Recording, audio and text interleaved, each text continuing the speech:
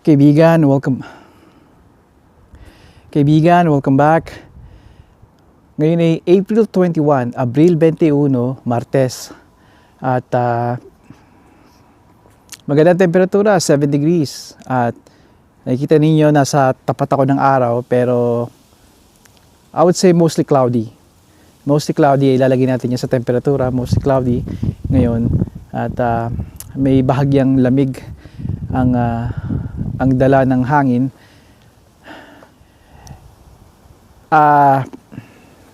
Wala akong balak mag-record, pero naisip ko kanina habang nasa Home Depot ako. Sabi ko, pakonti-konti, hindi ako magsasalita. Tingnan natin kung paano ko may edit ito. Nasa loob ako ng Home Depot. Kumuha ko ng mga gamit na kailangan ko. At again, gusto ko i-explain sa inyo na may mga makakamura kasi ibang lugar, tulad ng blade na binili ko for $6. Ilang blades lang yon. You can get a bundle hindi sa Home Depot, sa Princess Auto. Okay, paumanhin, naputol na naman. May problema sa memory card, writing slow daw, at it has to stop, ang sabi. Ganon. Kailangan kong tingnan yon, i-check kung ano nangyayari. Dahil gagamitin ko itong camera na ito pag nag-start na ako magbisikleta, di ba? At yun ang isa sa mga gusto kong mangyari ngayong maganda ng panahon. Kaya heto. At sabi ko nga, mga bundles, mga lugar kung saan kayo makakatipid, hindi ko na prioridad yon. Kung ano lang yung moment, kumukuha ko doon dahil convenient sa akin, dahil yung pinakamalapit at convenient nga. Kaya nandun ako sa Home Depot. Meron bang mas mura doon? Maaari, oo. Lagi naman. Kaya I'll just film it. Record, film ko lang at i-share sa inyo. Enjoy the video kung ito yung gusto nyo mapanood. Here we go. Let's play. Oh.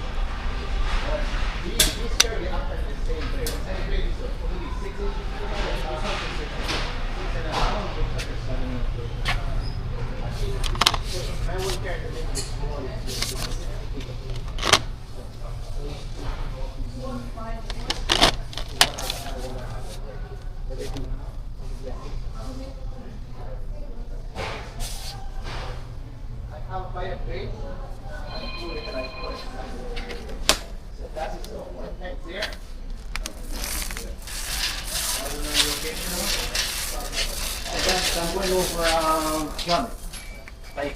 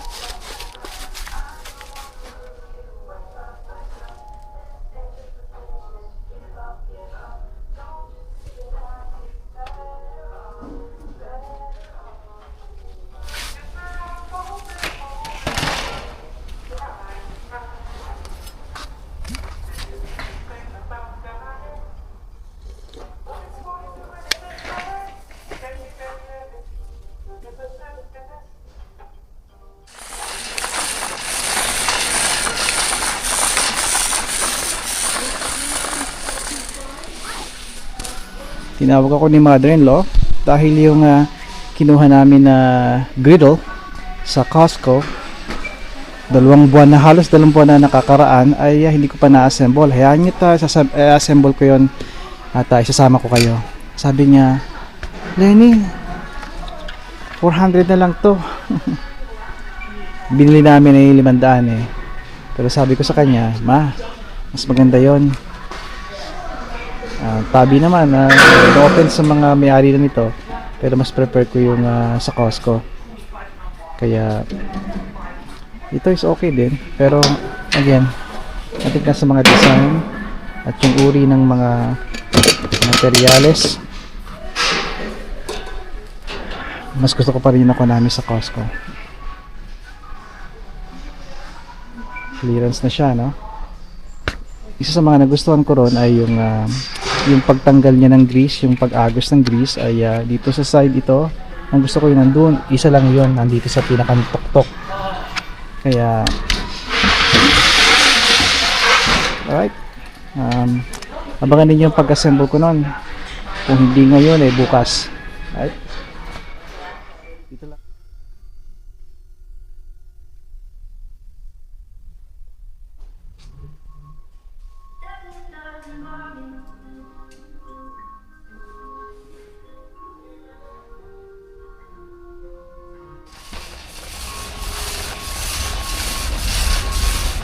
Kaibigan, itong aisle na ito ay ilang dosena na akong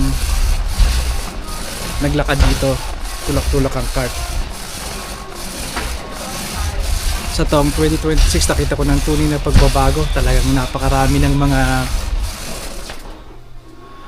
mga makabagong mga power tools. Ito ibig ko sabihin,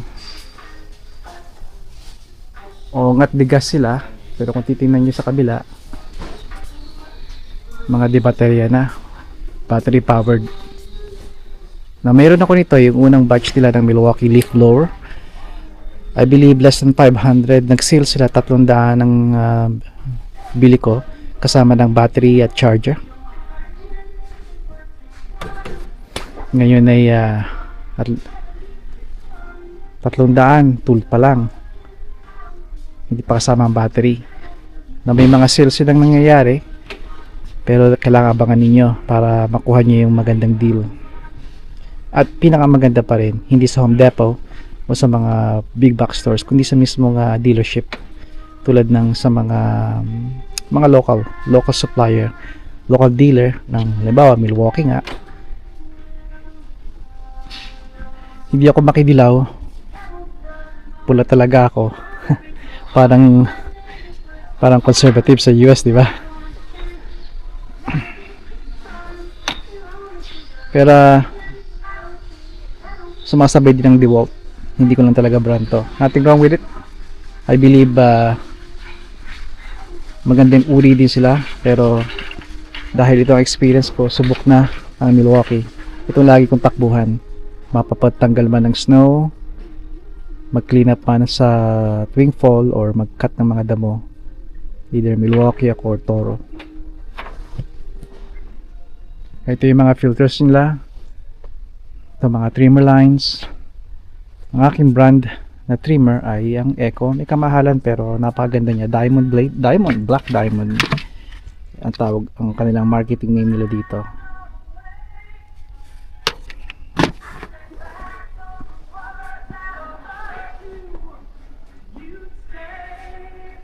Alright. Baka ayon to sa inyo.